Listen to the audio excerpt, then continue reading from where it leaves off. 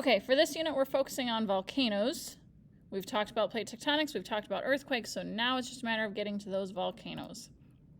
Okay, so objectives. You should be able to compare the different types of lava and volcanic particles, describe the differences in volcanic eruptions, identify the effects of the eruptions, and identify the strength of an eruption if you're given a scenario. Oops. So the formation of a volcano, first you kind of have to know some of the terminology. So magma is the molten rock under Earth's surface. So that's the stuff that is underground.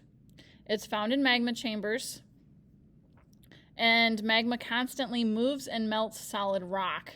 So even the stuff that is in contact with the magma is going to be either melted or partially melted. Lava is when that molten rock reaches the Earth's surface. So that's the big difference between magma and lava. Magma is under the surface. Lava is when it gets above the surface. Otherwise, I mean, they're pretty interchangeable. They're both molten rock. It's just a matter of the location of them. Lava flows incinerate every burnable thing in its path. So as the lava comes down the side of the volcano, it's going to burn everything. Plants, animals, whatever's in the way, it's going to end up burning it up. Yes, sorry for any living species in its path. Volcanoes are locations where magma reaches the Earth's surface. So volcanoes are not always cone-shaped. They're not always pyramidal-shaped. They could be just a vent opening that is letting magma come out. It is not necessarily such that it has to be on a mountaintop-like situation. Vent is an opening from which lava erupts. So we can see up here we've got a vent here, we've got a vent here, and we have a vent here. So anywhere that magma is coming out, that would be a vent. A cone is a hill or mountain formed by the accumulation of volcanic material that's ejected during an eruption. So over time, as the eruptions occur, so originally this volcano wouldn't have been this tall, but as it erupts, it builds up more and more and more and creates layering that ends up making it into that hill or mountain shape that we tend to see. Okay, volcanic eruptions can be quiet, where it's just slowly oozing out from the vent. It can be violent, where it's being hurled into the air, or we can get some dark clouds, which is gases from within Earth that mix with the dust and ash. So those are the three kind of descriptions that we have with volcanic eruptions. Over here we have a pretty big cloud forming, and if there's enough gas or ash and dust in the substances moving up, it can trigger weather events like storms. So here we can see that there's kind of some storm activity because the dust and ash can add to that. If there isn't dust in the atmosphere, you're not going to get a storm because the water has to condense on the dust in order to form raindrops. By analyzing the mineral makeup of lava, geologists can determine the chemical composition of the magma it came from. So we're able to kind of figure out what elements are in it. Okay, so types of lava. Dark colored tends to contain a lot of water. Water can be dangerous, we'll talk about a little later. If it's dark colored, it's rich in iron and magnesium, and it can form basalt. Basalt is a common type of igneous rock. We can have hot, fast-flowing pahoi. I think I'm saying that right. I have the pronunciation there. If you think it's different, then by all means. Cooler and slow-flowing and crumbly, that's supposed to be crumbly, can be and then we can have light-colored, which contains little water. It's rich in silicon and aluminum, so if you think of aluminum, you're thinking of that light silvery color. And it can form rhyolite. Rhyolite is a lighter colored igneous rock. Medium colored can be different varieties of rock like andesite. Now, I don't have pictures of all these on here. I guess I probably should have done that. Porous. So porous lava can have many holes due to gases being trapped in it, and it forms pumice and scoria. If you ever see those rocks that are really, really lightweight that people use for landscaping rock, and you see tons of pores in them, that's most likely going to be pumice. Pumice is also used when you're like for bunions on feet, or like to smooth out any blisters on your feet. Pumice is very common for that.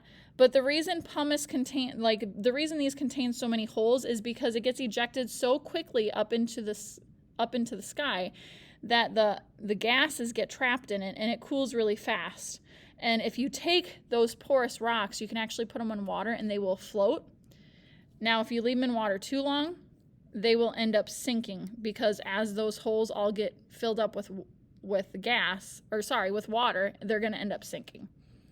But they will float for a short time. Types of eruptions: quiet eruptions, thin and runny. Lava flows well and is not explosive, and they can have low water content.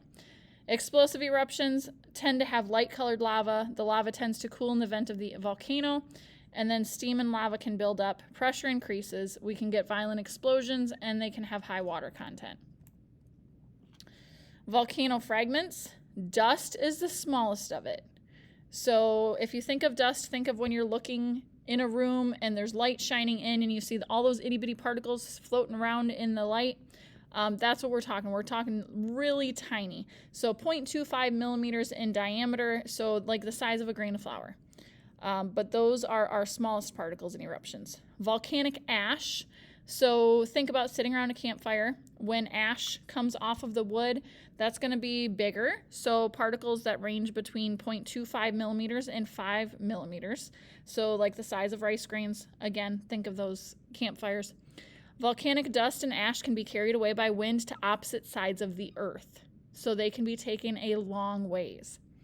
Volcanic bombs are larger rock particles, a few centimeters to, wow, I spelled boulder wrong, to boulder size, sorry.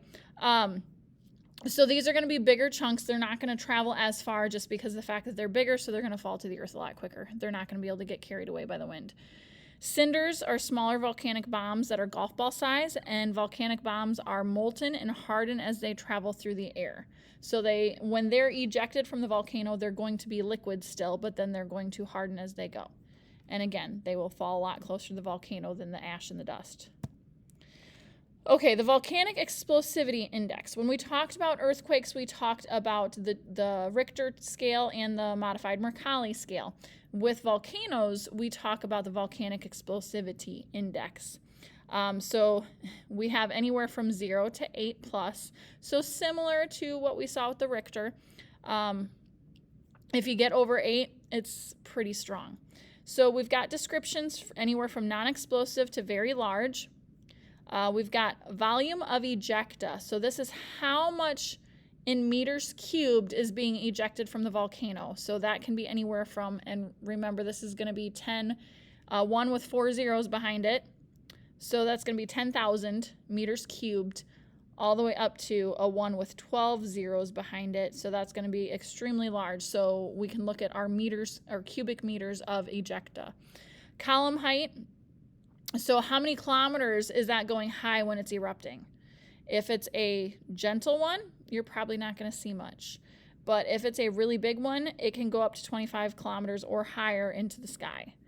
Qualitative description, we can talk about gentle or effusive. We can talk about severe, violent, or terrific. So all of the different descriptions that can go with it. Classification, here are some terms that have actually been used to describe volcanoes, like the actual eruption, if you wanted to give it a name. Duration of the continuous blast in hours, we've got less than 1 up to more 12 or higher. Some of them can last a long time. Tropospheric injection. So I have down here so that you can kind of know what this is referring. Troposphere is the lowest level of the atmosphere. So how far into the atmosphere is it going? The stratosphere is the layer above the troposphere. So if it's going all the way through the troposphere, that's not as significant as if it's going all the way through the stratosphere. So stratosphere gets much higher. I don't have those numbers, but just know that like troposphere is closer to the Earth. Stratosphere is above that. Volcanologists study volcanoes. They study the origin of volcanoes, kinds of materials that get released, the shapes that develop, and the causes of eruptions. Mount St. Helens was an extremely popular eruption back in the 80s. It had a detrimental effect. There was actually one scientist who was well, there was a team of scientists that were studying it heavily because it was getting a mound on, like a mound on the side. So here you can see the magma's coming up this side, and it's bumped, like you can tell that it's bigger. Okay, so they ended up watching that growth in the side of the volcano. One scientist actually lost his life during the study because he stayed close enough to the volcano that when it erupted, like all of the ash and dust and everything ended up causing him to end up dying. So here is another picture showing kind of that we have the vent on the side ended up going, the change in the volcano. Here we have even more. So we've got much larger clouds of volcanic ash with each picture showing the eruption.